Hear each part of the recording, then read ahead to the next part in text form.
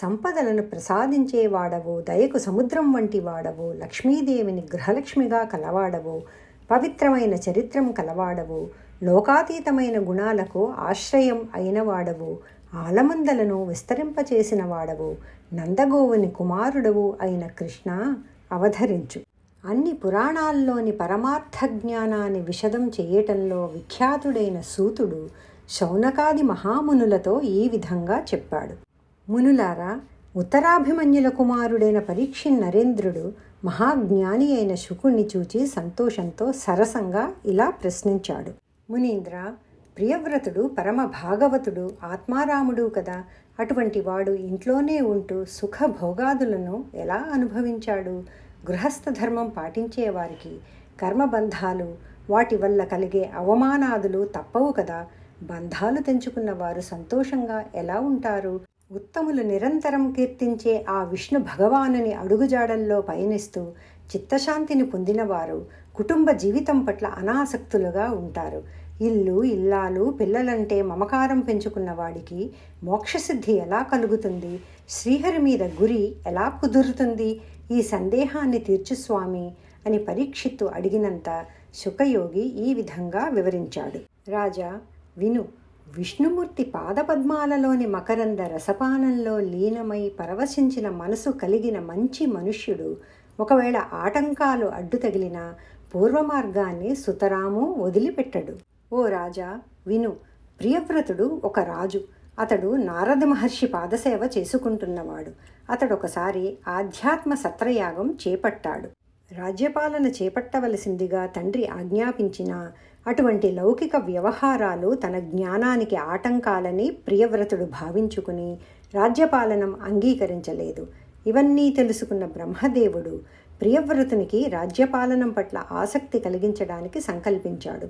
ఇంద్రాదులు తన్ను సేవిస్తుండగా, సన్మునీంద్రులు సన్నుతించుతుండగా, చుక్కలతో కూడిన సుధాకరునిలాగా వేదాలతో కూడి వెలిగిపోతూ బ్రహ్మదేవుడు హంసవాహనమెక్కిన వాడై సత్యలోకంలో నుండి మెల్లమెల్లగా తారాపథంలో బయలుదేరాడు. చతుర్ముఖుడు మానవలోకం వైపు వస్తున్నప్పుడు ఆయా మార్గాలలో అటూ ఇటూ నిలుచుండి సిద్ధులు, సాధ్యులు, గంధర్వులు, చారణులు, గరుడులు, కింపురుషులు స్తుతించడం మొదలుపెట్టారు. గంధమాదన పర్వతం చర్యలు కాంతులీనేటట్టు బ్రహ్మదేవుడు వస్తుండగా నారదుడు స్వయంభువ ప్రియవ్రతులతో పాటు చేతులు జోడిస్తూ ఎదురేగాడు. వారు ముగ్గురు స్తుతులనే పూలగుత్తులతో చతుర్ముఖుణ్ణి పూజించారు. విరించి సంతోషించి ప్రియవ్రతుణ్ణి వీక్షించి నవ్వుతూ ఇలా అన్నాడు. రాజా, నా నోటితో విష్ణుమూర్తి నీకు చెప్పుమన్న విషయం చెప్తున్నాను. నా మాటలు శ్రీహరి మాటలుగా భావించి నిశ్చల మనస్సుతో పూర్తిగా విను. నీవు, నారదుడు, నేను అందరము ఈశ్వరాజ్ఞను సదా విడవకుండా పాటించటానికే ఉన్నాము. అందుచేత ఆయన ఆజ్ఞను తప్పటం శక్యం కాదు. ఇంకా శ్రీహరి ఆజ్ఞను జీవుడు తపోవిద్యలతో కానీ, యోగ వీర్య జ్ఞాన అర్ధ ధర్మాల చేత కానీ, తన చేత కానీ, ఇతరుల చేత కానీ తప్పింప సమర్థుడు కాడు. ఉత్పత్తి స్థితి వినాశాలకు, శోకమోహ భయ సుఖ దుఃఖాలకు జీవుడు ఈశ్వరాధీనుడే కానీ స్వతంత్రుడు కాడు. శ్రీహరి వాక్కులైన వేదాలతో సత్వరజస్తమో గుణాలనే త్రాటితో బంధింపబడిన మా వంటి వారు మృక్కుత్రాడుతో పశువు మానవులకు వశమైనట్లు ఈశ్వరాజ్ఞతో ప్రవర్తిస్తూ ఉంటాము. మానవుడు సుఖదుఖాల అనుభవం విషయంలో ఈశ్వరునికి వశమైన వాడు.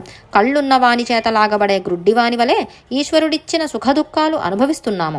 స్వప్నంలో చూసిన పదార్థం మెలకువలో అసత్యంగా అనుకొన్నట్లుగా మోక్షం కోరే జ్ఞాని ప్రారబ్ధ సుఖదుఖాలు అనుభవిస్తూ మరో దేహం ప్రాప్తించే కర్మలను చేయటానికి ఇష్టపడడు.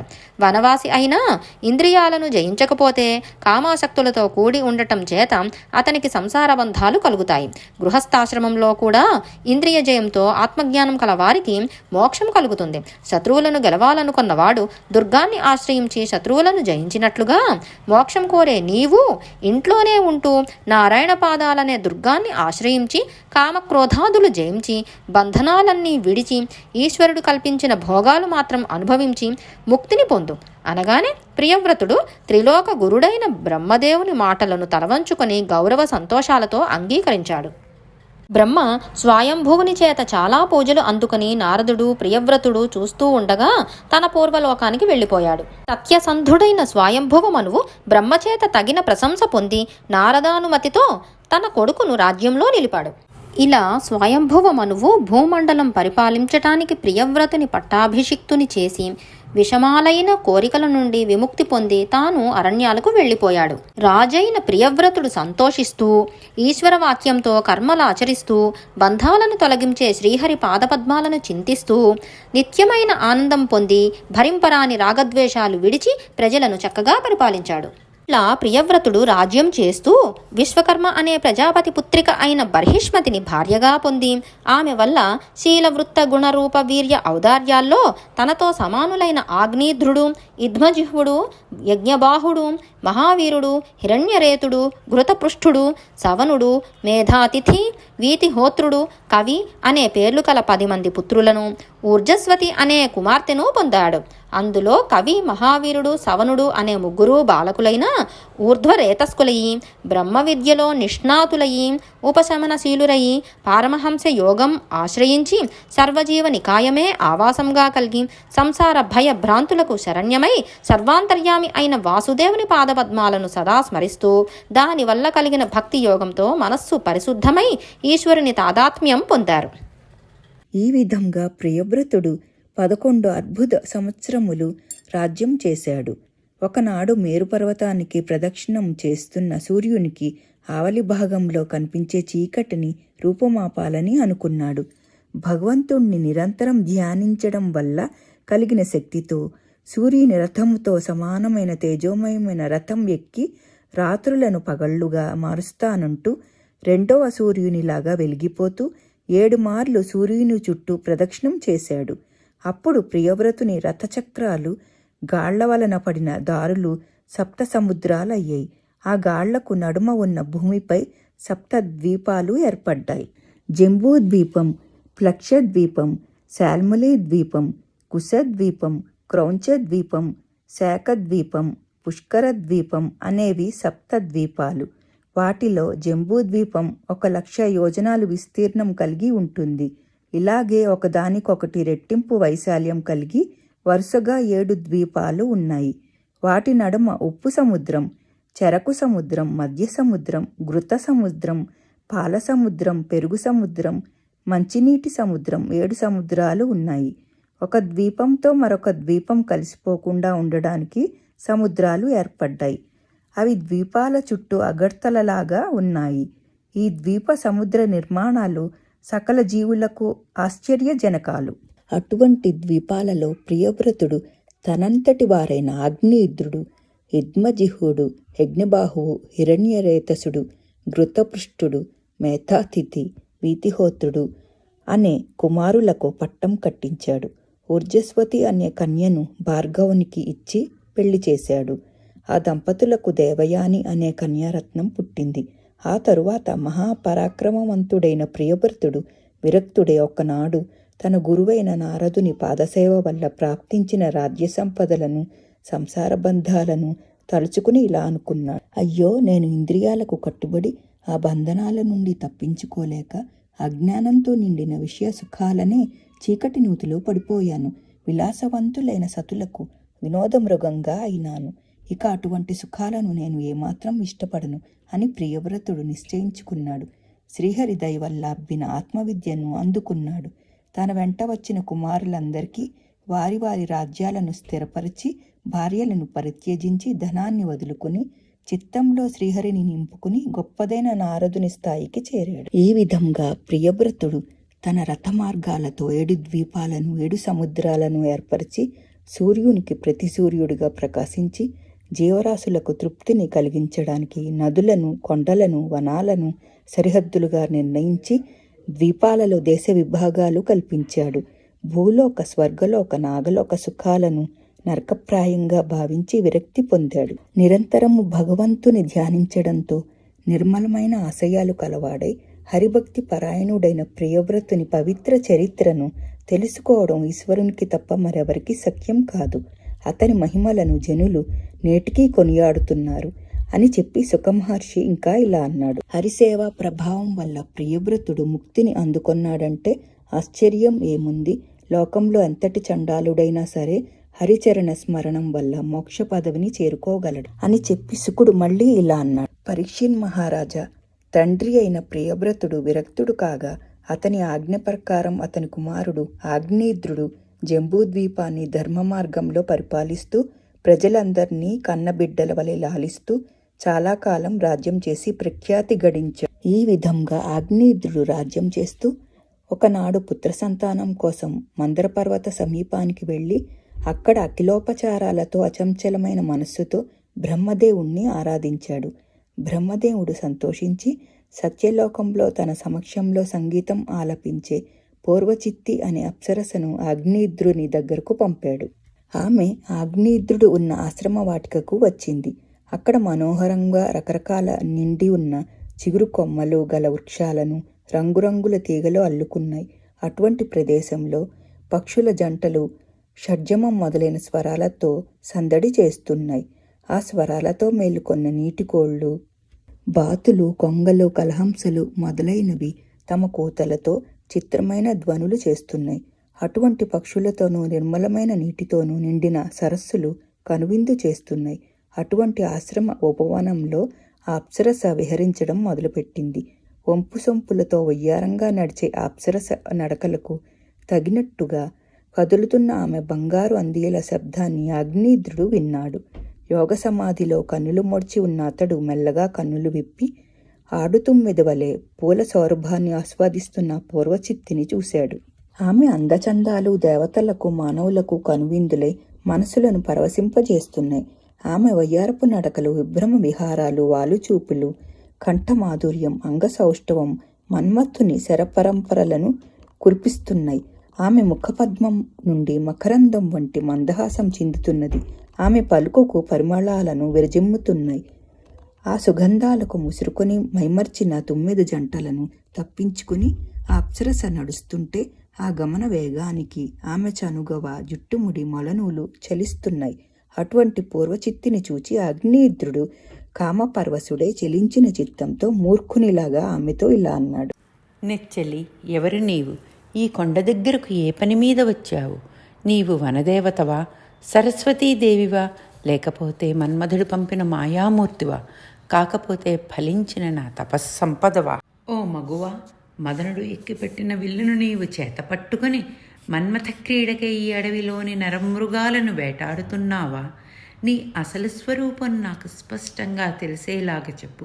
నిన్ను చూస్తుంటే మదనుడు నాలో కోలాహలం చేస్తున్నాడు.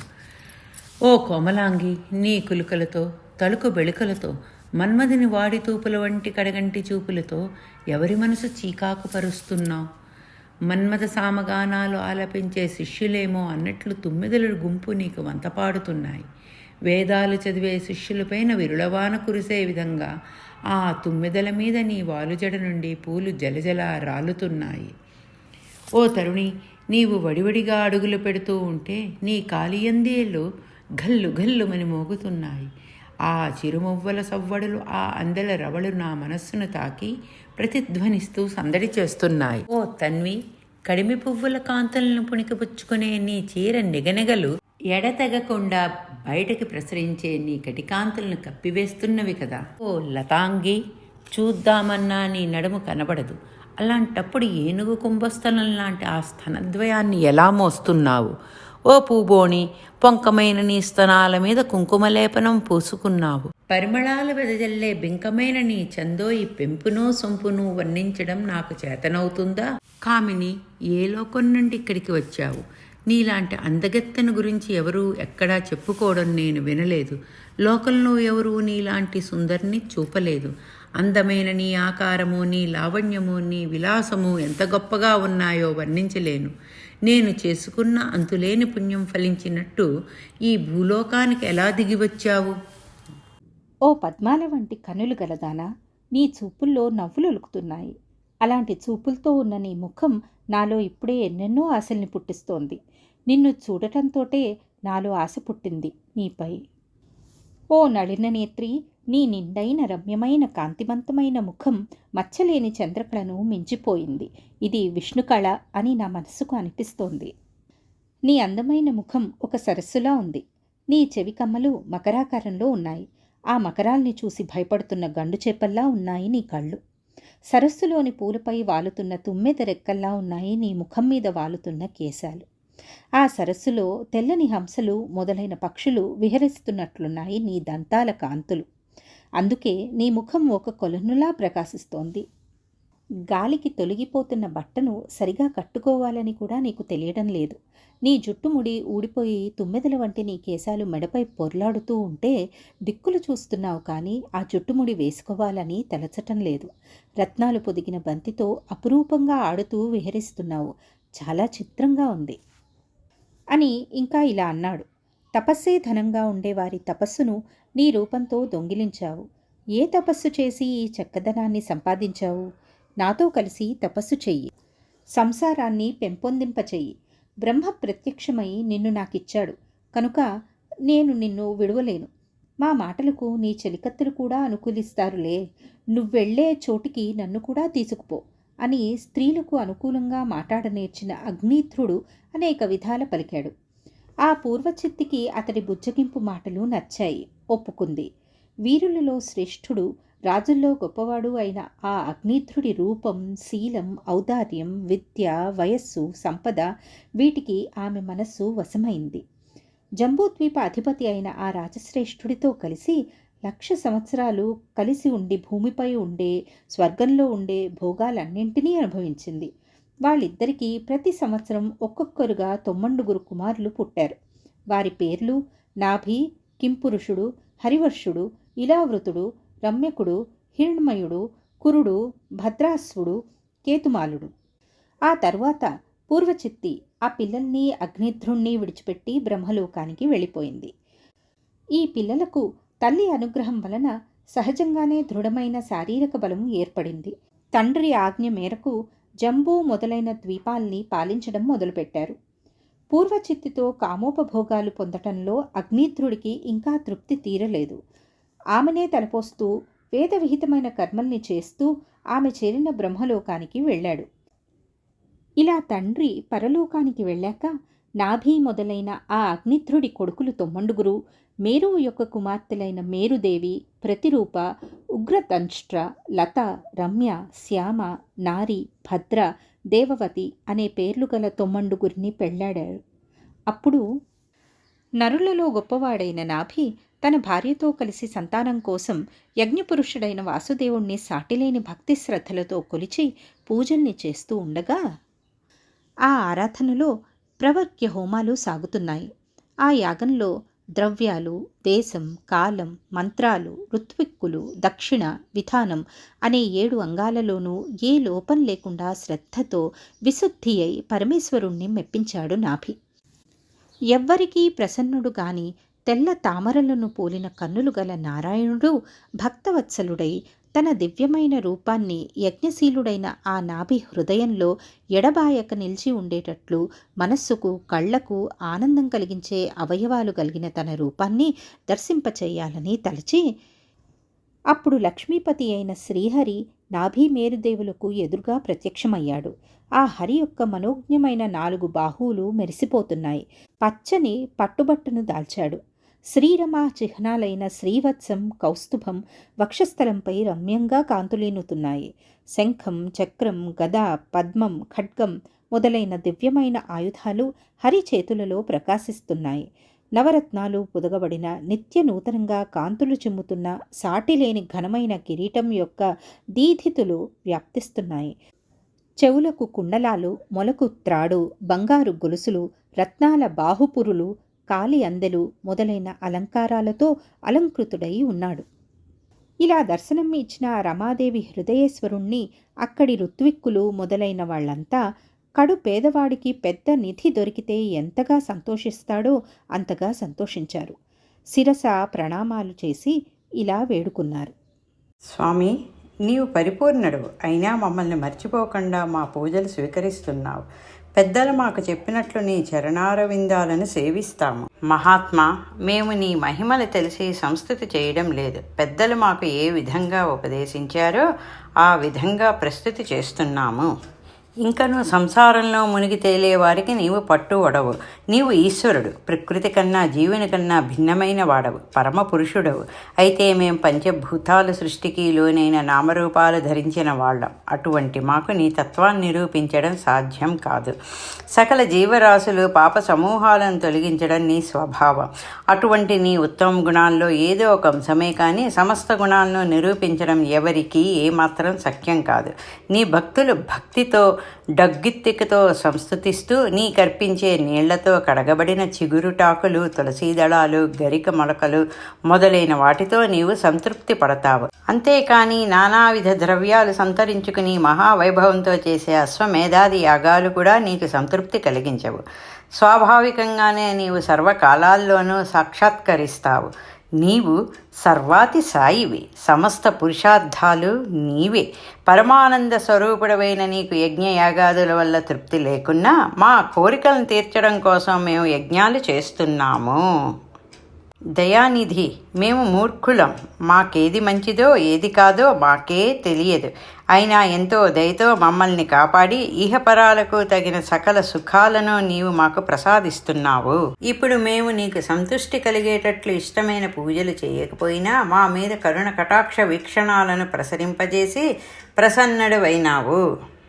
నీలమేఘం లాంటి శరీర ఛాయ కలవాడా, కోరిన కోరికలను అనుగ్రహించేవాడా, నీవే మాకు వరం ఇవ్వడం కోసం మా ముందు సాక్షాత్కరించావు. నిన్ను సందర్శించడానికి కానీ మరి సంస్థించడానికి కానీ మాకు సాధ్యమవుతుందా?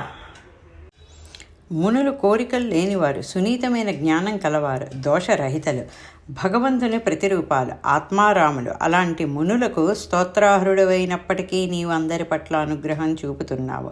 కాలు జారినప్పుడు, క్రింద పడినప్పుడు, తుమ్మినప్పుడు, ఆవలించినప్పుడు, ముసలితనంతో పీడింపబడుతున్నప్పుడు, చావుకు చేరువైనప్పుడు, మా మీద మాకే అధికారం తప్పినప్పుడు, మా పాపాలను పోగొట్టే నీ దివ్యనామాలు మా నోటి వెంట వెడలినట్లు అనుగ్రహించావు. ఈ రాజర్షి అయిన నాభి నీతో సమానమైన కొడుకు కావాలని నిన్ను పూజించాడు.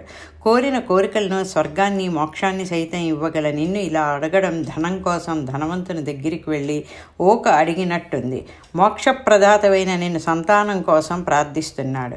నీ మాయ దాటరానిది. అలాంటి మాయలకు లోబడి ఇంద్రియ కాంక్షలకు లోను కాని వాడెవ్వడు. ప్రతి పనిని ప్రయోజనం దృష్టిలో పెట్టుకుని చేసేవాళ్ళం మేము. గర్వాంధులం. నిన్ను ఆహ్వానించిన మా అపరాధాన్ని మన్నించు, మమ్మ అనుగ్రహించు అని నమస్కరించారు. అప్పుడు సర్వేశ్వరుడు జంబూద్వీపంలోని ఒక వర్షానికి అధిపతి అయిన నాభి ఋత్విక్కులతో కలిసి చేసిన వందనాలు అందుకుంటూ దయతో ఇలా అన్నాడు. మునులారా, నన్ను వేదమంత్రాలతో ప్రస్తుతి చేశారు. సకల శుభలక్షణాలు కలిగి నాకు సాటి రాదగిన కొడుకును ప్రసాదించవలసిందిగా ఎంతో కుతూహలంతో మీరు నన్ను కోరారు. స్వర్గాది లోకాల్లో నాకు సాటి రాదగ్గ కుమారుడు ఎక్కడా కనిపించడు. నాకు సాటి నేనే. ఈ విషయం మీరు తెలుసుకోండి. అంతేకాక బ్రాహ్మణులు నాకు ముఖం లాంటివారు. బ్రాహ్మణ వాక్యం దాటడానికి వీలు కానిది. నాతో సమానుడైన కుమారుణ్ణి మీరు కోరారు. అందుచేత నాభిపత్ని అయిన మేరుదేవికి నేనే కొడుకునే పుడతాను అని రాజదంపతులు చూస్తుండగా ఆ యజ్ఞంలో అంతర్ధానమయ్యాడు. ఆ తర్వాత దిగంబరులు, తాపసులు, జ్ఞానులు, ఊర్ధ్వరేతస్కులు అయిన నైష్టికులకు యోగధర్మాలు బోధించడం కోసం నాభి మీద దయతో నారాయణుడు మేరుదేవి గర్భంలో ప్రవేశించాడు. తరువాత సమస్త శుభలక్షణాలు కలవాడు, సమధమాది గుణ సంపన్నుడు, మేరు ధీరుడైన శ్రీహరి సమస్త జనులు సంతోషించేటట్లు మేరుదేవికి కుమారుడుగా అవతరించాడు. తెల్లని కాంతితో కూడిన దేహం కలవాడని, బలిష్టమైన వాడని, పరాక్రమవంతుడని, ధైర్యశౌర్యాల కలవాడని లక్షణాలను బట్టి నరనాథుడైన నాభి తన కుమారునికి వృషభుడు అని పేరు పెట్టాడు. బ్రాహ్మణులు, మంత్రులు, రాజపరివారం, హితులు, ప్రజలు, చుట్టాలు అనురాగాతిశయంతో వృషభుణ్ణి రాజుగానే భావించారు. ఇంద్రుడు వృషభుని మహిమలు విన్నాడు. అతడు అసూయాపరుడు కనుక సహించలేకపోయాడు. వృషభుని రాజ్యంలో వర్షాభావ పరిస్థితిని కల్పించాడు. ఇంద్రుని దౌష్ట్యం తెలుసుకుని వృషభుడు యోగమాయా బలంతో రాజ్యమంతటా నానాటికి సమృద్ధిగా వర్షం కురిసేటట్లు చేశాడు. దేవేంద్రుని దుర్బుద్ధికి వృషభుడు నవ్వుకొని అజనాభమనే పేరుతో వ్యవహరించబడే తన భూమండలాన్ని సుభిక్షం చేశాడు. తాను కోరినట్టు కొడుకు పుట్టడం, పెరగడం చూచి నాభి చాలా సంబరపడ్డాడు. పుండరీకాక్షుని మాయా కారణంగాను భూలోక ధర్మాలకు అనుగుణంగాను నాభి తన ప్రియనందుణ్ణి నాయనా నా తండ్రి అంటూ మోహంతో లాలించేవాడు.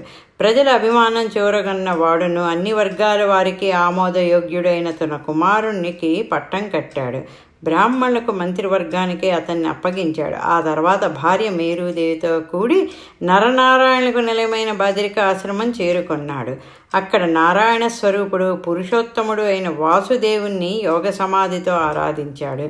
చివరకు నాభి శుష్కించిన దేహం కలవాడే శ్రీహరిలో లీనమయ్యాడు. మహారాజు అజన సమయంలో బ్రాహ్మణోత్తములైన ఋత్వికులకు విష్ణుమూర్తిని ప్రార్థించి ప్రసన్నం చేసుకున్నారో, ఏ రాజు భార్య గర్భంలో ప్రవేశించి ఈశ్వరుడు తనంత తాను కొడుకుగా పుట్టాడో అలాంటి మహారాజుకు సాటి రాగల రాజులెవరూ భూమండలంలో లేరు. ఆ తరువాత జనులకందరికీ ప్రియమయ్యేటట్టు కర్మతంత్రం తెలియచేయాలనుకున్నాడు. అందుచేత కర్మలు ఆచరించడానికి తానే స్వయంగా గురువుల వద్ద వేదాలు చదివాడు. వారి ఆజ్ఞ శిరసావహించి దేవేంద్రుడు ఇచ్చిన జయంతిని ఋషభుడు వివాహం చేసుకున్నాడు. ఆ జయంతి వల్ల భరతుడు మొదలైన 9 కొడుకులను కన్నాడు. పట్టణాలతో, ఆశ్రమాలతో, కొండలతో, చెట్టు చేమలతో నిండిన భూమండలం భరతుని పేరు మీదుగా భరతవర్షం అనే ప్రశస్తి గడించింది. భారతవర్షం అనే పేరుతో ప్రసిద్ధి పొందిన భూమండలంలోని ఆయా భాగాలకు భరతుడు తన 99 మంది సోదరులలో కుశావర్తుడు, ఇలావర్తుడు, బ్రహ్మావర్తుడు, ఆర్యావర్తుడు, మలయకేతువు, భద్రసేనుడు, ఇంద్రస్పృశుడు, విదర్భుడు, కీకటుడు అనే 9 మందిని ప్రధానులుగా నియమించాడు. వారికి అప్పగించిన భూభాగాలు వారి వారి పేర్లతో ప్రసిద్ధి పొందాయి. కవి, హరి, అంతరిక్షుడు, ప్రబుద్ధుడు, పిప్పలాయనుడు, ఆవిర్హోత్రుడు, ద్రమీఢుడు, చమసుడు, కరభాజనుడు అనే 99 భాగవత ధర్మాన్ని ప్రకాశింపచేశారు. దేవుని మహిమల్ని వ్యాప్తి చేసే వారి చరిత్రలు నీకు తర్వాత చెప్తాను. తక్కిన 81 మంది కుమారులు తమ తండ్రి అయిన ఋషభుని మాట జవదాటకుండా ఉండేవారు. వారందరూ మహావినయ సంపన్నులు, వేదధర్మాలు అనుష్ఠించేవారు. యాగాలన్నా, ధర్మాలన్నా, కర్మలన్నా శ్రద్ధ కలవారు. అందుచేత వారు బ్రాహ్మణోత్తములుగా పేరెన్నిక కన్నారు. ఋషభుడు సాంసారిక బంధాలలో చిక్కుకోలేదు. స్వతంత్రుడై మెలిగాడు. తాను ఆనందానుభూతి కలిగిన ఈశ్వరుడైన సామాన్యుని వలె ప్రవర్తించాడు. ఆయా కాలాలలో చేయవలసిన ధర్మాలను ఆచరించేవాడు. ధర్మ ప్రవర్తకుల పట్ల సమబుద్ధి కలిగి ఉండేవాడు. శాంత స్వభావంతో జీవుల పట్ల కరుణ కలిగి మైత్రీభావంతో ఉండేవాడు. ధర్మం, అర్థం, కీర్తి, సంతతి, ఆనందం, అమృతత్వం చక్కగా సాగడం కోసం గృహస్థాశ్రమం పాటించవలసిందిగా ప్రజలను అనుశాసించేవాడు. ఈ విధంగా ఋషభుడు నీతి మార్గం తప్పకుండా ప్రజాపాలనం చేశాడు. వేదాలలోని ధర్మరహస్యాలు తనకు అవగతమైన బ్రాహ్మణులు బోధించినట్లుగా, ఋత్వికులు ఉపదేశించినట్లుగా వస్తు సంభారాలతో దేశకాలానుగుణంగా శ్రద్ధాపూర్వకంగా తన వయస్సుకు తగినట్లుగా ఒక్కొక్క యాగాన్ని 100 పర్యాయాలు యథావిధిగా చేసి సుఖజీవనం సాధించాడు. రాజా, ఆ ఋషభదేవుని రాజ్యంలో పారలౌకిక ఫలమే తప్ప ఇహలోక ఫలం కోరేవాడు ఒక్కడూ కనబడడు. అతడు సూర్యుని వంటి తేజస్సు కలవాడు. అతని మహిమలను ఏమని వర్ణించేది? ఋషభుడు ఈ ప్రకారంగా కొంతకాలం రాజ్య పరిపాలన సాగించాడు. అతడు ఇహలోక ఫలాన్ని ఏమాత్రం అపేక్షించలేదు. సంసార వ్యామోహాన్ని వదిలిపెట్టాడు. కొడుకులకు రాజ్యమంతా అప్పగించాడు. ఆ తరువాత మెల్లగా బ్రహ్మావర్త దేశానికి పయనించాడు. కొడుకులు, మంత్రులు ఆ ఋషభుని అనుసరించారు. అక్కడ బ్రహ్మావర్త దేశంలో మహాత్ములైన మునిజనుల సమక్షంలో కుమారులనందరినీ దగ్గరకు పిలిచాడు. మహాపుణ్యాత్ముడైన ఆ ఋషభదేవుడు సంతోషంతో ఇలా అన్నాడు: బిడ్డలారా, ఈ గడ్డ మీద పుట్టిన మనుష్యుల కామానికి లొంగిపోతే కుక్కలకు కూడా రాని కష్టాలు వారికి ఎదురవుతాయి. అందువల్ల కోరికలకు మీరు దూరంగా ఉండాలి. తపస్సు వల్ల మానవులకు తరగని సుఖం కలుగుతుంది. అలాంటి తపస్సు అవలంబించితే బ్రహ్మానందం తప్పక సిద్ధిస్తుంది. వృద్ధులను, దీనులను దయతో కాపాడండి. చెడు మార్గాలలో నడిచే కాముకుల సహవాసం పూర్తిగా వదిలిపెట్టండి. మీకు శుభమే కలుగుతుంది. ఆడవారంటే మోజుపడి కామవాంఛ తీర్చుకోవడమే ప్రధానమనుకున్న వారికి సంసారం సాక్షాత్తు నరకం అవుతుంది. పెద్దల సహవాసం మోక్షానికి దారితీస్తుంది. పెద్దలైన మహాత్ములు ఎవరని అంటారా? వినండి. వీడి విరోధి, వీడి స్నేహితుడు అనే భేదభావం లేకుండా సమదృష్టి కలవారు, శాంత స్వభావులు, ఏమాత్రం కోపం లేనివారు, సమస్త జీవుల పట్ల పరమ కారుణ్య స్వభావం కలవారు, కపటం లేనివారు మహాత్ములని పిలువబడతారు. అలాంటి మహానుభావులకు నాయందే పరిపూర్ణ భక్తి ఉంటుంది. అందువల్ల వారు విషయలంపటలేని దుర్మార్గుల పట్ల ప్రీతి కలిగి ఉండరు. తమ ఇల్లన్నా, దేహమన్నా, మిత్రులన్నా, భార్యాపుత్రులన్నా వారికి వ్యామోహం ఏమాత్రం ఉండదు. ఇంద్రియ సుఖాలకు లోనైనవాడు పనికిరాని పాడుపనులు చేస్తూ ఉంటాడు. చెడ్డ పనులు చేసేవాడు పాపం కొంతెచ్చుకుంటాడు. దుఃఖకారణమైన దేహాన్ని మోస్తూ ఉంటాడు. అందువల్ల మీరు పాపాలకు మూలమైన కోరికలను కోరకండి. యథార్థ జ్ఞానం ప్రాప్తించినంత వరకు మీకు ఆత్మతత్వం బోధపడదు. ఆ తత్వం తెలియని కారణం వల్ల దేహికి దుఃఖం మిక్కుటమవుతుంది. లింగదేహం ఎంతకాలం ఉంటుందో అంతకాలం మనస్సు కర్మవశమై ఉంటుంది. జ్ఞానం లభించదు, అవిద్య వదలదు, శరీరం కర్మమూలం, అందుచేత కర్మలు చేయడం తగదు. వాసుదేవుడినైన నా మీద ఆసక్తి కుదరనంత వరకు మిమ్మల్ని దేహధర్మాలు బాధిస్తూ ఉంటాయి. ఎంత చదువుకున్నవాడైనా దేహేంద్రియ సుఖాలందు ఆసక్తుడే సంభోగ సుఖప్రధానమైన గృహస్థాశ్రమం స్వీకరిస్తాడు. మూఢుడై సంసార క్లేశాలకు లోనవుతాడు. సంసారికి ఇల్లన్నా, పొలాలన్నా, కొడుకులన్నా, ఆప్తులన్నా, ధనమన్నా, నేను నాది అనే వ్యామోహం పెరుగుతూ ఉంటుంది. స్త్రీ పురుషుల కలయిక వల్ల సంతానం కలుగుతుంది. ఆ సంతానం కోసం ఇల్లు కట్టడమో, పొలాలు కొనడమో, ధనం సంపాదించడమో జరుగుతుంది. వాటి పట్ల మోహం పెంచుకోవడంతో వానికి మోక్ష మార్గం దూరం అయిపోతుంది. సంసారంలో మునిగి ఉన్న వానికి ఎప్పుడైతే మోక్షాసక్తి కలుగుతుందో అప్పుడే అతడు సంసారాన్ని వదిలిపెడతాడు. మోక్షోపాయాలు చెబుతాను. పరమేశ్వరుడనైనా నా మీద భక్తి కలిగి ఉండడం, కోరికలు లేకపోవడం, సుఖదుఖాలలో సహనం, సమస్త జీవుల కష్టాల పట్ల సానుభూతి కలిగి ఉండడం, భగవద్విషయమైన జ్ఞానం పట్ల ఆసక్తి, తపస్సు, నా కథలను లీలలను ఆలకించడం, నన్నే దైవంగా భావించడం, నా గుణాలను కీర్తించడం, ఎవరితోనూ విరోధభావం లేకుండా ఉండడం, సర్వత్రా సమబుద్ధి కలిగి ఉండడం, శాంతితో జీవించడం, నా గేహం నా దేహం అనే బుద్ధిని వదిలిపెట్టడం, ఆధ్యాత్మయోగం అవలంబించడం, ఏకాంత భక్తిభావం, ఇంద్రియాలను జయించడం, కర్తవ్య పరాయణతత్వం, సత్కార్యములందు శ్రద్ధ, బ్రహ్మచర్యం, జాగ్రత్త, వాక్కులను సంయమనంతో వాడడం, అన్నిటిలో నన్నే చూడటం, ఇవి ముక్తి మార్గాలు. జ్ఞానంతో, విజ్ఞాన విజృంభితమైన యోగంతో, గుండె తెటవుతో, సాత్విక ప్రవృత్తితో లింగదేహాన్ని జయించి మానవుడు శాశ్వత సుఖం సంపాదించాలి. అజ్ఞానం నుండి పుట్టిన హృదయబంధనం అనే తీగను యోగం అనే చురకత్తితో ధైర్యంగా తెంపేయాలి. అటువంటి యోగం అనుష్ఠించే వ్యక్తి గురువైతే శిష్యులను, తండ్రి అయితే బిడ్డలను, రాజు అయితే ప్రజలను తాను నేర్చిన యోగ మార్గంలో పెట్టవలనే కానీ కర్మఫలాలపై ఆసక్తులను చేయకూడదు. ప్రజలందరూ ఏవో ప్రయోజనాలు దృష్టిలో పెట్టుకొని పనులు చేస్తుంటారు. మూర్ఖులయ్యి ఎల్లప్పుడూ మనసులో ఐహిక ఫలాలను కోరుతుంటారు. అల్ప సౌఖ్యం కోసం ఒకరిపై మరొకరు వైరం పెంచుకుంటారు. అంతులేని దుఃఖంలో మునిగిపోతారు. అందుచేత గురువైన వాడు తానే ముందు నడిచి మాయామోహాలకు లోబడి మూర్ఖులైన జీవుల పట్ల సానుభూతి చూపాలి. కళ్ళున్నవాడు గ్రుడ్డివానికి దారి చూపిన విధంగా అజ్ఞానులకు బోధించి సహాయపడాలి. సాటి లేనిది దివ్యమైనది అయిన మోక్షానికి మార్గం చూపాలి. అంతేకాదు తండ్రి గాని, తల్లి గాని, గురువు గాని, బంధువు గాని, చివరకు భర్త అయినా సరే అక్షయమైన మోక్ష మార్గం చూపలేకపోతే వారెవరూ హితులు కారు. నా శరీరం ఎలా ఏర్పడిందో మీరే మాత్రం ఊహించలేరు. నా మనసు సత్వగుణంతో కూడింది, ధర్మంతో కూడింది, పాపరహితమైంది. అందువలనే ఆర్యులు నన్ను వృషభుడన్నారు. శుద్ధ సాత్వికమైన నా శరీరం నుండి పుట్టిన వారే మీరందరూ. కుమారులారా, తోడబుట్టినవాడు మీ అందరికీ పెద్దవాడు మహాత్ముడు అయిన భరతుణ్ణి నాలాగే భావించి సద్బుద్ధితో సేవించండి. అదే మీరు నాకు చేసే శుశ్రూష. ప్రజలను పరిపాలించడమే మీకు పరమధర్మం అని బోధించి వృషభదేవుడు మరలా ఇలా అన్నాడు. సమస్త జీవరాశులలో వృక్షములు శ్రేష్టమైనవి. చెట్ల కంటే సర్పములు శ్రేష్టములు. పాముల కంటే మేధావులు ఉత్తములు. బుద్ధిమంతుల కంటే భూపతులు గొప్పవారు. రాజుల కంటే సిద్ధులు, కిన్నరులు, గంధర్వులు శ్రేష్ఠులు. వారికంటే దేవతలు గొప్పవారు. వారిని మించి ఇంద్రాది దిక్పాలకులు. వీరి కంటే దక్షుడు. రుద్రుని కంటే బ్రహ్మ, బ్రహ్మ కంటే విష్ణువు అధికులు. ఆయన బ్రాహ్మణులను ఆదరిస్తాడు. అందుచేత మానవులకు బ్రాహ్మణుడే దైవం. ఈ చరాచర ప్రపంచంలో నాకు తెలిసినంత వరకు బ్రాహ్మణులకు సాటి అయిన దైవం లేదు. విధి విహితంగా అగ్నులలో వేల్చే హవిస్సు కంటే బ్రాహ్మణులు భోజనం చేస్తుంటే నాకు ఎక్కువ సంతోషం కలుగుతుంది. నా దేహం పరబ్రహ్మం స్వరూపం, వేదమయం, దీనికి ఆది లేదు. అలాంటి వేదరూపమైన నా దేహాన్ని బ్రాహ్మణోత్తములు ధరిస్తారు. సత్వగుణం కలవాడు, జితేంద్రియుడు, దయాళువు, సత్యసంధుడు, తపస్వి, సహనశీలి అయిన బ్రాహ్మణుడే మంచి గురువు. అందుచేత నేను పరమభక్తులు, మహానుభావులు అయిన బ్రాహ్మణుల దేహంతో కనిపిస్తుంటాను. పైన చెప్పిన గుణాలు కలిగిన బ్రాహ్మణులను నా రూపంగా భావించుకొని పూజ చేయడం నన్ను పూజ చేయడమే అవుతుంది అని మళ్ళీ ఇలా అన్నాడు.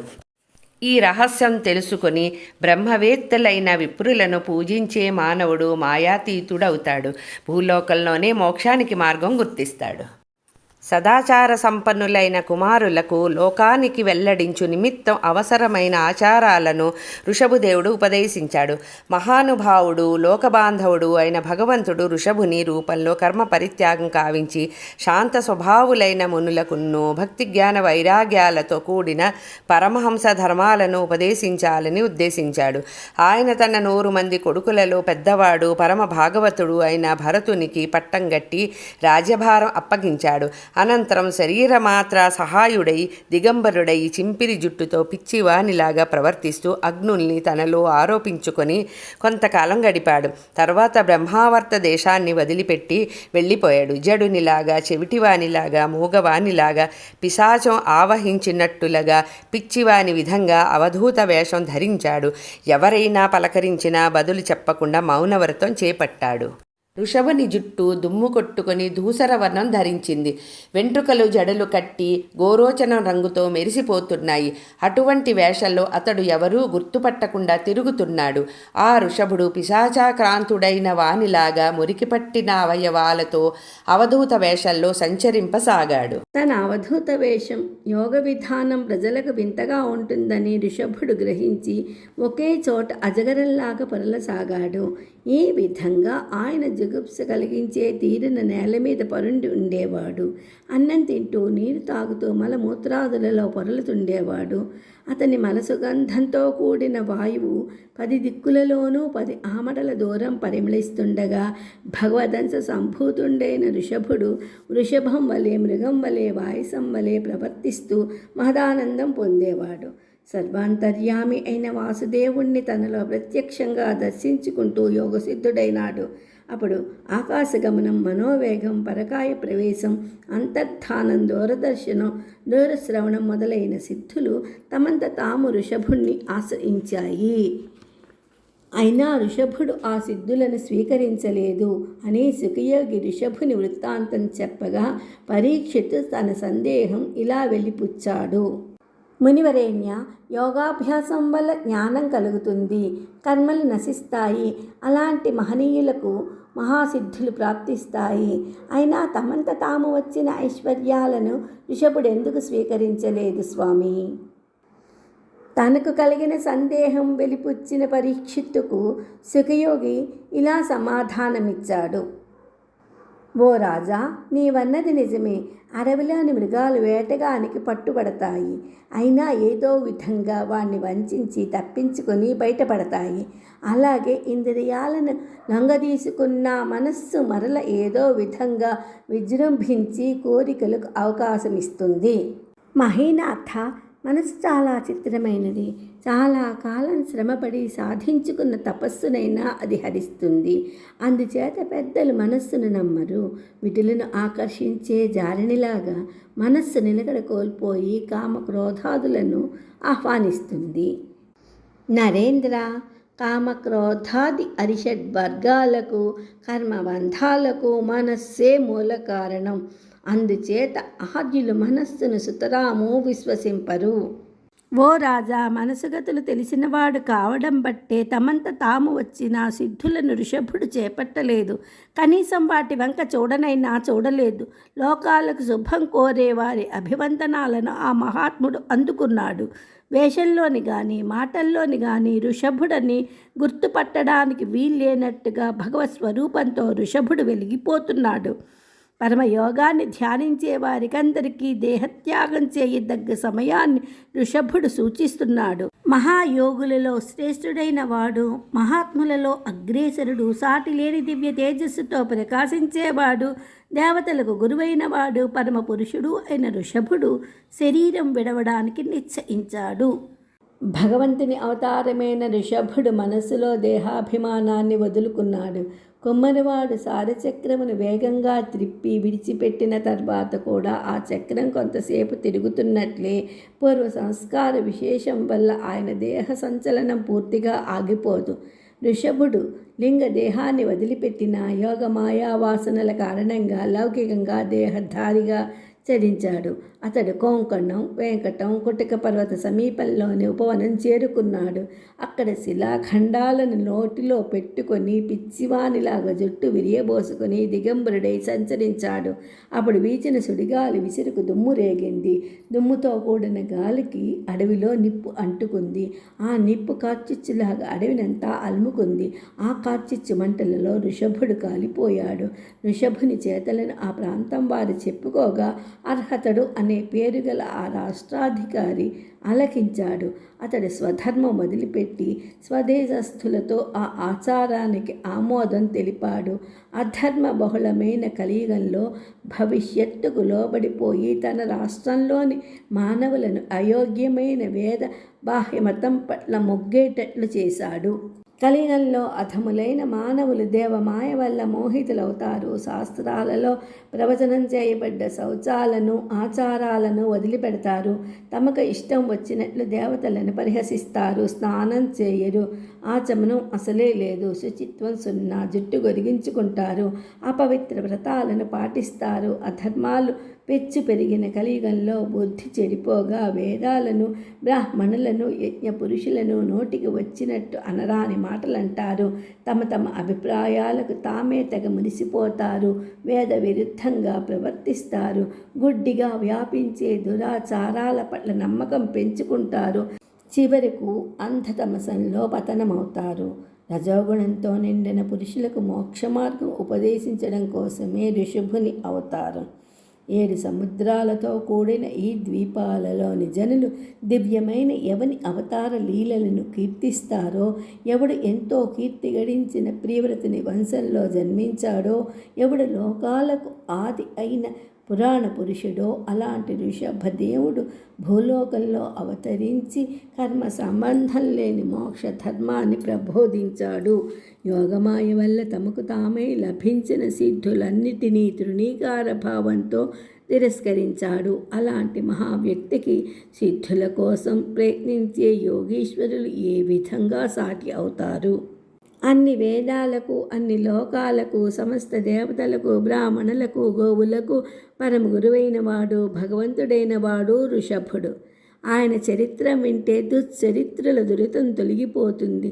శుభాలు చేకూరుతాయి. ఎవరైతే ఋషభుని చరిత్ర మిక్కిలి శ్రద్ధతో వింటారో, ఎవరు ఇతరులకు వినిపిస్తారో వారికి సుదృఢమైన భక్తి లభిస్తుంది. అటువంటి హరిభక్తి పట్ల తత్పరత కలిగిన పెద్దలైన భాగవతులు హరికృప వల్ల ధర్మ, అర్థ, కామ, మోక్షాలనే పురుషార్థాలను సాధించుకుంటారు. నానావిధ పాపకారణమైన సంసార తాపాన్ని పోగొట్టుకుంటారు. హరిభక్తి యోగమనే అమృత స్నానం చేసి పవిత్రులవుతారు. పరమ పురుషార్థమైన మోక్షాన్ని సిద్ధింపచేసుకుంటారు. ఈ విధంగా సప్తద్వీపాలలోని జనులు నేడు కూడా ఋషభుని మహిమను పొగుడుతుంటారు. పరీక్షిత్ మహారాజా, యాదవులకును మీకును కులగురువైన శ్రీకృష్ణుడు ఈ చోట ఆ చోట అనకుండా అన్ని చోట్ల ఉన్నాడు. కొలిచేవారికి అతడి కొంగు బంగారమై తప్పక మోక్షం ప్రసాదిస్తాడు. నీవేమాత్రం దిగులు పడవద్దు. ఋషభదేవుడు నిత్యానుభూత అయిన స్వస్వరూప లాభం వల్ల తృష్ణను నివారింపజేశాడు. యోగమాయా ప్రాప్తములైన మహాసిద్ధుల చేత ఆయన బుద్ధి ఆకర్షింపబడలేదు. ఆ మహానుభావుడు లోకులందరినీ కనికరించి అభయమిచ్చాడు. నిత్యమైనది, దివ్యమైనది, ఆనందప్రదమైనది, సేవింపదగినది, సాటి లేనిది అయిన వైకుంఠలోకాన్ని అందింపగల మోక్షమార్గాన్ని అందరికీ ఉపదేశించాడు. ఆ తరువాత దేహమును వదిలి జనులంతా ఆశ్చర్యచకితులయ్యేటట్లు విష్ణుమూర్తితో తదాత్మ్యం పొందాడు. వృషభుడు సామాన్యుడు కాదు, ఆయన సాక్షాత్తుగా విష్ణువు. పరీక్షితుతో శుకుడు చెప్పసాగాడు. రాజా, వృషభుని అనంతరం ఆయన పెద్ద కుమారుడైన భరతుడు భూమండలాన్ని ఎంతో దీక్షతో పరిపాలించాడు. అతని కాలంలో విశ్వరూపుడనే రాజుండేవాడు. ఆయన రాజులలో చంద్రుని వంటివాడు. అతనికి పంచజని అనే కుమార్తె ఉంది. ఆమె అత్యంత కాంతిమతి అయిన కాంతామణి. అటువంటి పంచజనిని భరతుడు సుముహూర్తంలో కోరి పెళ్లి చేసుకున్నాడు. అహంకారానికి శబ్ద స్పర్శ రూపరసగంధాలనే పంచ తన్మాత్రలు పుట్టినట్లు మహారాజైన భరతునికి పంచజని వల్ల సుమతి, రాష్ట్రభృత్తు, సుదర్శనుడు, ఆచరణుడు, ధూమ్రకేతువు అనే 5 కొడుకులు పుట్టారు. ఇంతకుముందు అజనాభం అనే పేరుతో పిలువబడే ఈ భూభాగాన్ని భరతుడు పాలించడం వల్ల దీనికి భరతవర్షం అనే పేరు రూఢమైంది. మహారాజైన భరతుడు తన పూర్వులు పాలించిన విధంగానే శ్రీహరి అనుగ్రహంతో బ్రాహ్మణోత్తముల ఆశీర్వాదంతో సత్కర్మలు ఆచరిస్తూ ప్రజలను పరిపాలించాడు. భరతుడు అండపిండ బ్రహ్మాండాది లోకాలను భరించే భగవంతుణ్ణి చిన్నవి పెద్దవి అయిన యజ్ఞాలతో ఆరాధించాడు. అమావాస్య, పూర్ణిమలలో చేసే సత్కర్మలను, చాతుర్మాస్య కాలంలో చేసే అగ్నిహోత్రాదులను ఆచరించాడు. ఇంకా పశుయాగాలు, సోమయాగాలు నిర్వర్తించాడు. వేదోక్తంగా నిర్వహించిన ఆ సత్కర్మ ఫలాన్ని పరమేశ్వరార్పణం చేశాడు. యాగాలలోనూ మంత్రాలలోనూ పలికే దేవతలను వాసుదేవుని అవయవాలుగా భావించాడు. ఆ మహారాజు భగవంతుని గొప్పతనాన్ని తలుచుకుంటూ భక్తిమయమైన హృదయంతో శ్రద్ధతో సమస్త రాజ్యాన్ని పరిపాలించాడు. ఈ విధంగా పరిశుద్ధమైన చిత్తంతో ధర్మదీక్షతో తాను చేస్తున్న కర్మలు ఫలించేలాగా రాజకుమారుడైన భరతుడు భూమండలాన్ని ఏలాడు. శ్రీవత్సం, కౌస్తుభం, వనమాల అలంకరించుకున్నవాడు, సుదర్శనం మొదలైన పంచాయుధాలను ధరించేవాడు, ఆత్మీయ భక్తుల హృదయ పద్మాలలో నివసించేవాడు, పరమ పురుషుడు అయిన వాసుదేవుని పట్ల భక్తి ప్రపత్తులతో భరతుడు 50 లక్షల వేల సంవత్సరాలు రాజ్య పరిపాలన సాగించాడు. తాతతండ్రుల కాలం నుండి తరతరాలుగా సంక్రమించిన ధనరాశిని తగినట్లు తన తనయులకు పంచి ఇచ్చి భోగభాగ్యాలను, అపార సంపదను, రాజసౌధాలను వదిలిపెట్టి తాను పులహాశ్రమానికి వెళ్ళిపోయాడు. ఆ ఆశ్రమంలో శ్రీమన్నారాయణుడు ఆశ్రమవాసులను వాత్సల్యంతో ఆదరిస్తూ ప్రత్యక్ష రూపంలో నిలిచి ఉంటాడు. సాల గ్రామాలకు ఆలవాలమైన గండకీ నది ఆ ఆశ్రమ సమీపంలో ప్రవహిస్తూ ఉంటుంది. అటువంటి రమణీయమైన ఆశ్రమంలో భరతుడు ఒంటరిగా ఉంటూ శ్రీహరిని నానా విధాలైన పువ్వులతో, చిగుళ్లతో, తులసి దళాలతో, తీర్థజలాలతో, కమలాలతో, కందమూల ఫలాలతో అర్చిస్తూ తనివి తీరా సేవ చేస్తున్నాడు. ఇటువంటి హరిసేవ వల్ల భరతునికి విషయవాంఛలు నశించాయి. శమధమాది గుణ సంపత్తి అలవడింది.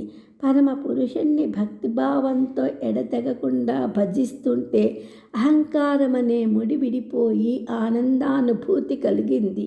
ఆయన మేని పులకించింది. ఆయన కన్నులలో ఆనందాశ్రువులు పొంగిపొరలాయి.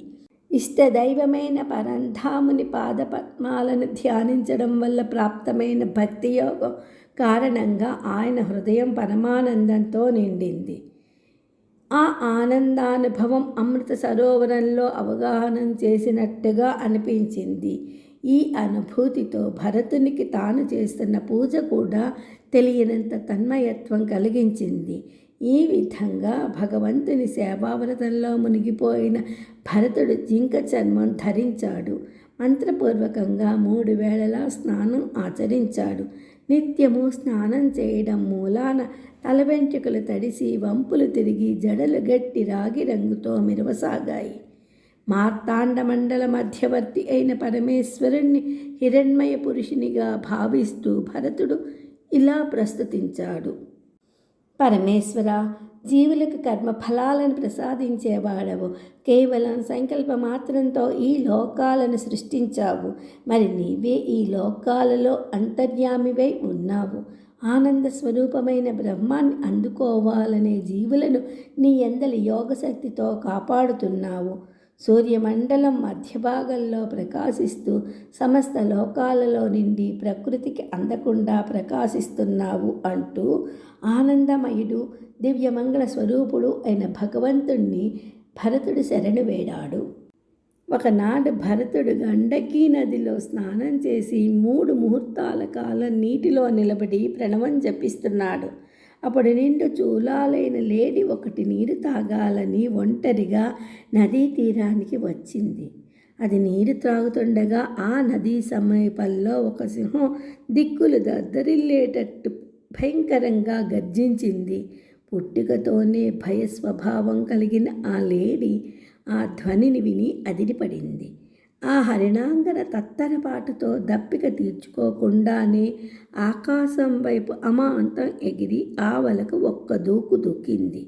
అలా అకస్మాత్తుగా కలిగిన భయంతో లంఘించడంలో దాని గర్భంలోని పిల్ల జారి నదీ జలాలలో పడింది. ఆందోళనతో ఒక్కసారిగా దూకటంలో తల్లి జింక ఆ నదీ తీరంలోని కొండరాతి మీద పడి ప్రాణాలు విడిచింది. అప్పుడు ఆ నదీ జలాలలో విలవిలలాడుతూ మునిగి తేలుతున్న లేడి పిల్లని చూచిన భరతుని హృదయం తల్లడిల్లింది. దయాద్రచిత్తుడైన భరతుడు ఆ తల్లిలేని పిల్లని తన ఆశ్రమంలోనికి తీసుకొని వచ్చాడు. ఆ బాలకురంగాన్ని ఎంతో గారాబంతో సాకడం మొదలుపెట్టాడు. దానిని లాలించడం, పాలించడంలో, దానిని ముద్దుగా పెంచి పెద్ద చేయడంలో ఆసక్తుడే క్రమంగా భరతుడు తన నిత్యకృత్యాలైన అష్టాంగ యోగాలను, భగవంతుని పూజ కైంకర్యాలను మరిచిపోయాడు. క్రమంగా అతని నిత్య నైమిత్తిక క్రియాకలాపాలు ఒక్కొక్కటే మూలపడ్డాయి. తాను తపస్సుకు దూరం కావడాన్ని అతడు గుర్తించలేదు.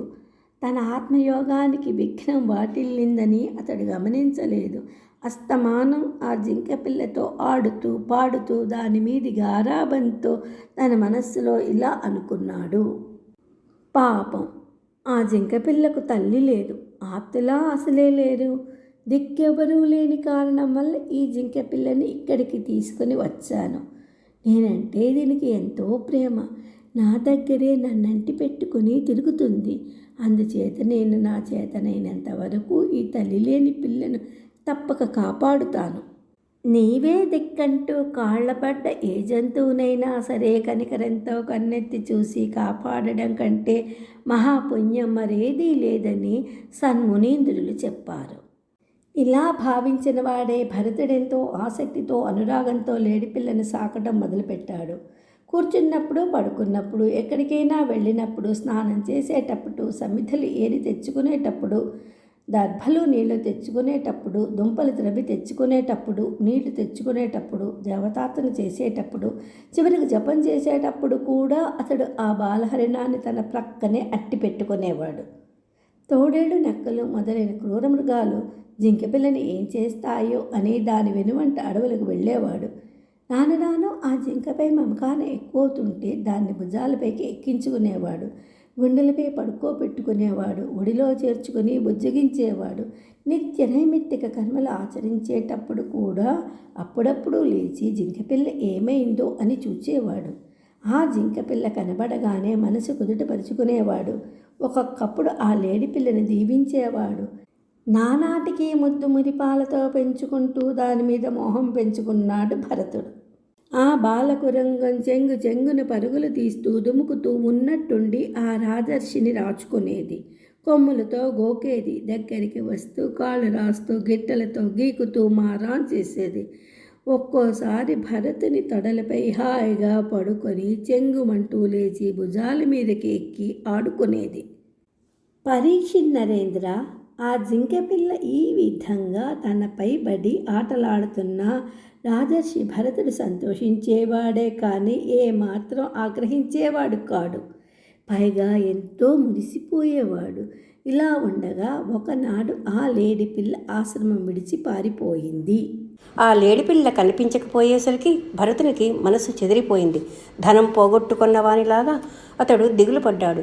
బెంగతో బాధతో మనస్సులో తహతహలాడుతూ మాటి మాటికి ఆ జింకను తలుచుకుంటూ ఇలా వాపోయాడు. ఓ జింకపిల్ల, అడవిలోని క్రూర మృగాల బాధ నీకేమాత్రం లేకుండా నేను జాగ్రత్త పడ్డాను. అయినా నీవు నా కన్నుల గప్పి వెళ్ళిపోయావా అంటూ భరతుడు ఎంతగానో ఆరాటపడసాగాడు. అయ్యో, తల్లి చచ్చిన ఆ జింకపిల్ల దురదృష్టవంతుడైన నా పారపడింది. ఇప్పుడు తప్పించుకుని పోయింది. ఇంక నేనేమి చేయాలి? అసలు ఆ జింకపిల్లను ఈ జన్మలో మళ్ళీ చూస్తానా? దాన్ని ఇదివరకులాగా గారాబంగా కాపాడుకోగలనా? అయ్యో, ఈ ఆశ్రమంలో మొలచిన పచ్చిగడ్డి పరకులు తిని నవనవలాడుతూ అటు ఇటు తిరుగుతున్న ఆ లేడిపిల్లను ఏ సింహం తన పొట్టన పెట్టుకుందో కదా. ఇలా అనుకుంటూ లేడిపిల్ల క్షేమంగా ఉండాలని భరతుడు మనసులో కోరుకుంటూ మళ్ళీ ఈ విధంగా తహతహలాడాడు. ఆ జింకపిల్ల ఎప్పుడు నా దగ్గరికి వచ్చి నన్ను సంతోషపెడుతుందో, నానా విధాలైన తన నడకల హొయ్యలతో నన్నెప్పుడు మురిపిస్తుందో, నేను ధ్యానం చేసుకునేటప్పుడు నన్ను కొమ్ములతో గోకేది కదా. మరలా అలాంటి మనో వినోదాలు నేనెప్పుడు అనుభవిస్తాను? దేవపూజకని తెచ్చిన వస్తువులను త్రొక్కి వాసన చూసినప్పుడు నేను కోపంగా చూస్తే చప్పున చిన్న బిడ్డలాగా దూరంగా పోయి ఆ తర్వాత నేను పిలవగానే మెల్లగా వచ్చి నా వెనుక నిలిచుండేది. ఇంత తెలివితేటలతో మసలుకునే స్వభావం దానికి ఎలా అబ్బిందో, ఈ భూదేవి ఎంత పుణ్యం చేసుకుందో. ఇటువంటి జింకపిల్ల పాదస్పర్శ వలన స్వర్గముక్తి కాములైన మునుల యజ్ఞవాటిక కావటానికి యోగ్యత సంపాదించుకుంది. ఇప్పుడు ఆ హరిణ శాపకంపు కోసం నేనెక్కడిని వెతకను? తల్లిని పోగొట్టుకుందని, ఆశ్రమం నుండి పారిపోయి వచ్చిందని జాలిపడి సింహాల నోట్లో పడకుండా భగవంతుడైన చంద్రుడు ఆ జింకపిల్లని ఎత్తుకుని పోయి పెంచుకుంటున్నాడేమో. పూర్వం నేను పుత్రవియోగ తాపాన్ని చంద్రకిరణాలతో శాంతింపచేసుకునేవాణ్ణి. తర్వాత ఆ జింకపిల్ల చంద్రకిరణాల కంటే చల్లనైన తన శరీర స్పర్శతో ఆ సంతాపాన్ని పోగొట్టింది అని హరిణ శాపకాన్ని గురించి పరిపరి విధాలుగా భావించి పరితపిస్తున్నారు. భరతుడు యోగభ్రష్టుడయ్యాడు. భగవంతుణ్ణి ఆరాధించడం మానుకున్నాడు. మృగజాతిలో పుట్టిన జింకపిల్ల మీద మమకారం పెంచుకున్నాడు అని సుఖయోగేంద్రుడు పరీక్ష నరేంద్రకు భరతుని కథ చెబుతూ మళ్ళీ ఇలా అన్నాడు. ఓ రాజా, పూర్వం భరతుడు ముక్తి మార్గానికి ఆటంకమనే భావనతో ఇల్లు, ఇల్లాలు, పిల్లలు మొదలైన సమస్తము వదిలిపెట్టి తపస్వి అయ్యాడు. అయితే ఇంతలో ఒక జింకపిల్ల అతనికి తటస్థపడింది. దానిని లాలించి పాలించడం, బుజ్జగించడం, పెంచడంలో నిమగ్నమైనాడు. కోడెత్రాచి ఎలుక కన్నంలో ప్రవేశించినట్లు వారింపరాని తపోవిఘ్నం అతనిలో చోటు చేసుకుంది, భ్రష్టుని చేసింది. ఎటువంటి వారికైనా విధిని దాటడం ఏమాత్రం సాధ్యం కాదు. మహర్షులకైనా కర్మబంధాల నుండి తప్పుకోవడం శక్యం కాదు. అటువంటప్పుడు సామాన్యుల సంగతి చెప్పేదేముంది రాజా? ఈ విధంగా భరతుడు బాధపడుతున్న సమయంలో ఆ జింకపిల్ల తిరిగి వచ్చింది. దానిని చూచి భరతుడు ఎంతో సంబరపడ్డాడు. ఇలా కొంతకాలం గడిచిపోయింది. భరతునికి చివరి క్షణం రానే వచ్చింది. ఆ అంత్యకాలంలో కన్న కొడుకు వైపు చూస్తున్నట్లు ఆ జింక వైపు ఆసక్తితో చూస్తూ మనసులో ఆ జింకనే భావించుకుంటూ భరతుడు ప్రాణాలు విడిచాడు. అట్టి స్మృతి కారణం చేతే అతడు జింక కడుపున పుట్టి జింకయే ప్రకాశించాడు. ఈ విధంగా భరతుడు లేడి కడుపున పుట్టిన పూర్వజన్మలో భగవంతుణ్ణి ఆరాధించిన పుణ్య పరిపాకం చేత తానెందుకు జింకగా పుట్టవలసి వచ్చిందో తెలుసుకుని బాధపడుచు ఈలాగున అనుకున్నాడు.